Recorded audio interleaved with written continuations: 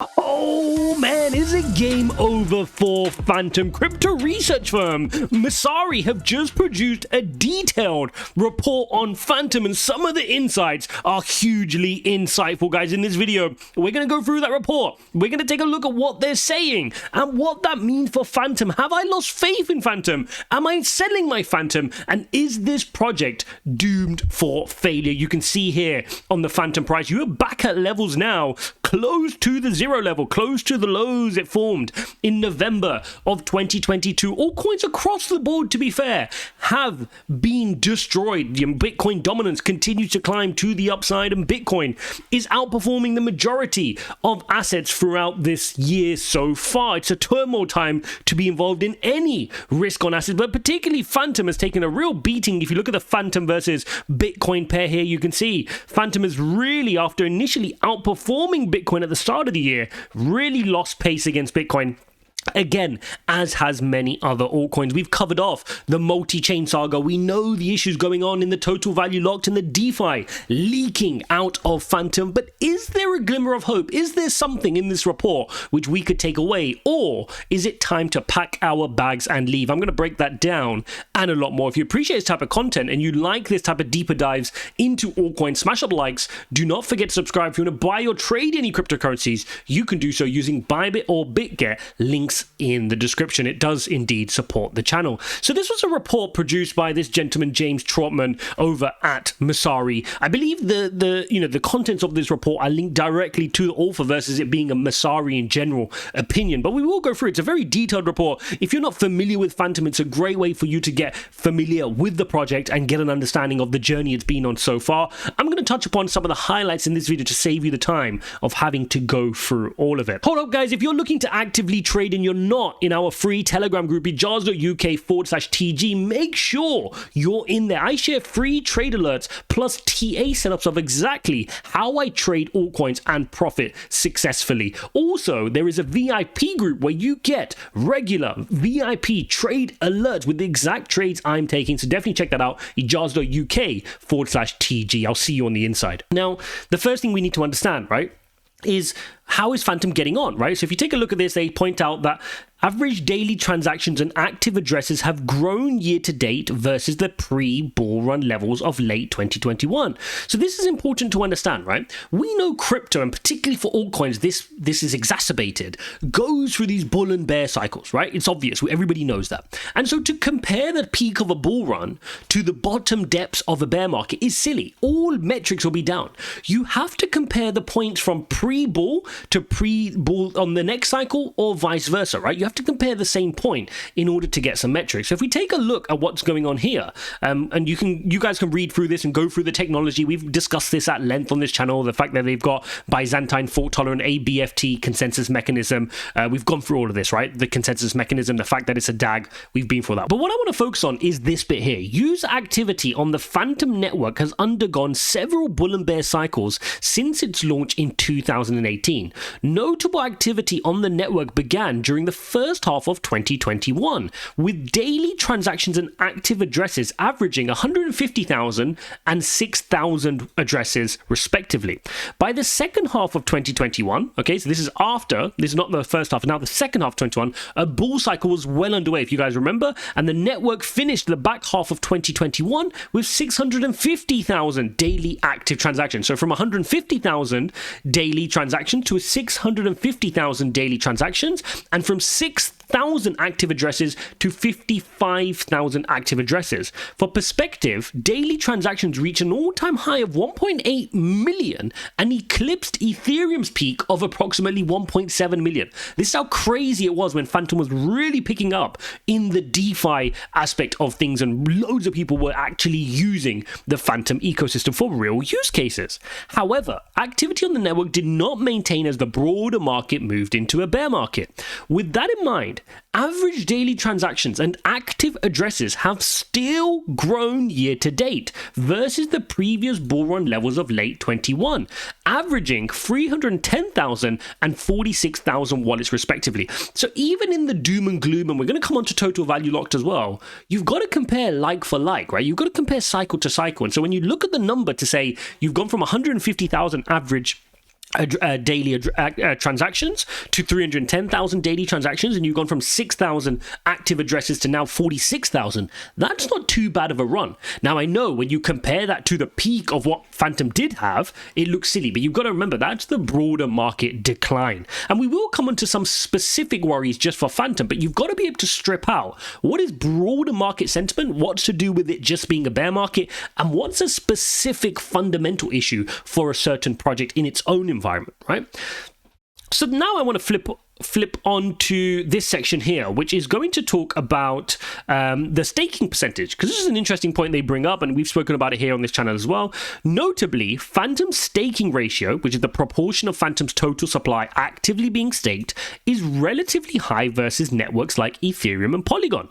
At the time of writing, Fantom's staking ratio is 49% versus Ethereum at about 20% and Polygon at 36%. And you guys can check this. You can go onto stakingrewards.com and you can go through some of the big chains. I mean, Ethereum, you're currently sitting at about 22% now that they're on proof of stake. If you take a look at Solana, they're huge at about 70%, Cardano 63%, and you can go through the list and see. I mean, Polygon Matic is showing us 39% here, Avalanche showing us 53%. So it is a good number. 49% is a good staking ratio, and again, it means that a substantial portion of the community is economically motivated to prevent disruption. Remember, if you got a bunch of the community with their money staked in Fantom, they don't have an incentive. It's the game theory aspect of them not having an incentive to bring the network down. So it increases the security factor of the network. So this is important.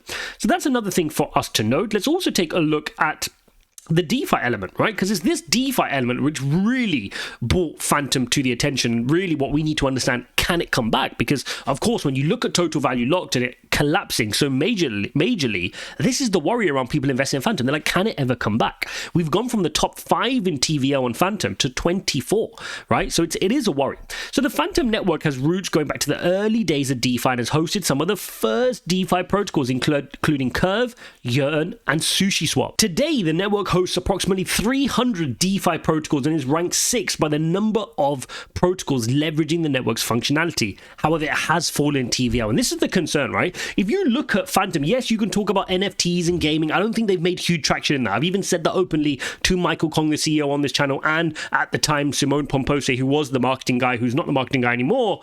But we said that. We said, look, you're not doing enough in NFTs. You're not doing enough in gaming. You're not attracting enough users. But Fantom always was the DeFi space, right? Particularly with Andre Cronje heading up some major projects. People came to Fantom to use those protocols. And that was always a strength of it. And the question is going to be, when the risk rotates back on, when the crypto bull run starts and people start looking for yield again, when they start yield farming, when they start wanting to search for APY, all that's gone out the window now, right? And rightly so. Everybody just wants to protect their tokens. But when that bull market comes back in and everybody's looking for yield, will they then start to look for some of these great protocols again? And the question is, Fantom just needs to make sure they're positioned with those protocols, with good developers ready to take advantage of that bull run when it comes, because it will come. People will start locking their total value back again across the board and will be looking for yield, and you've got to make sure you're positioned to take advantage of that, just like they did in 2021.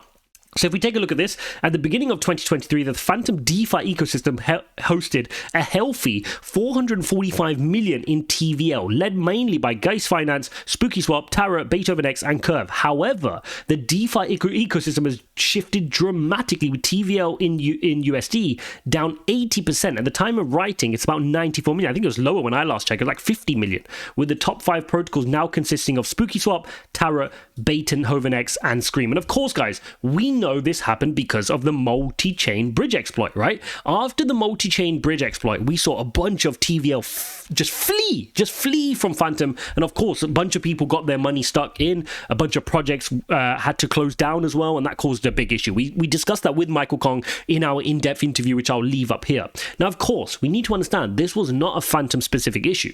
Multi-chain is a third-party bridge. Fantom, like this report correctly points out, does not have a canonical bridge. It doesn't have its own in-house bridge that they've built. No, they rely on, particularly in this case, multi-chain's bridge for people to bridge in and out of different blockchains. This is where a lot of people got affected. Unfortunately, because Fantom was so heavily reliant on the multi-chain bridge, they got tarnished with that same brush. And a lot of people who don't do their research have just assumed this is a Fantom hack, this is a Fantom issue, when it's not exactly the same. Now, of course, I've addressed this in previous videos. Fantom do have to take some responsibility for not having a plan B, for not having other good bridges, for not having their own canonical bridge. But hopefully this is the wake-up call they need going into the next bull cycle, that they need to figure this piece out. They need to diversify their bridging and look into their own canonical bridge. And apparently this report says that they are looking into that as well, which is very, very good.